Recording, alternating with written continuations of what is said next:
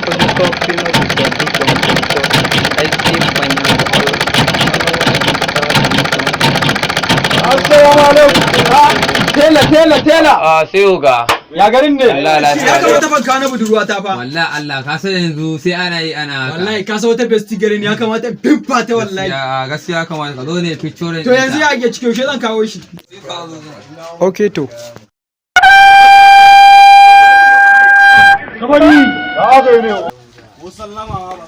Ya da wanda ke kan yau kayan nan ya ka bani. Haba wallahi ba wai baran gama bane kaga ina gama wannan Ba magana nan shekara yanzu wata nawa da Allah baka ga yanzu ka duba wallahi ba wuta ne wallahi ba oga ba magana ba yanzu ya sun yi ka.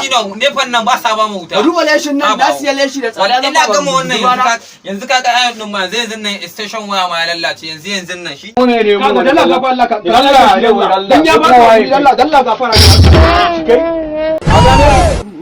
Kame ɗinkin, ka zo gobe ka karɓi ɗinkin, zan biya kuɗin ma. Gobe da ƙarfe yawa. Ka zo da sassafe kana zuwa ya gama maka yanzu nan sai dole ma kakka wani damu. Ana tare. Sai kuma ka gama mai kayan shi yanzu zan ba shi. Assalamu alaikum kai. Ya ina ne gidanka? Wallahi dan tafiya ne. Ina je? Ya tafiya da Kan bala'i. Amma wani mutum ya zo?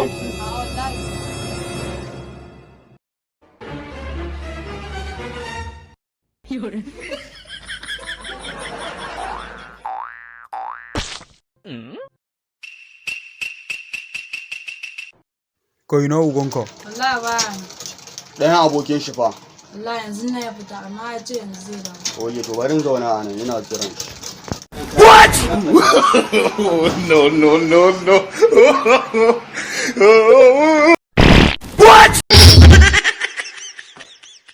Ayo.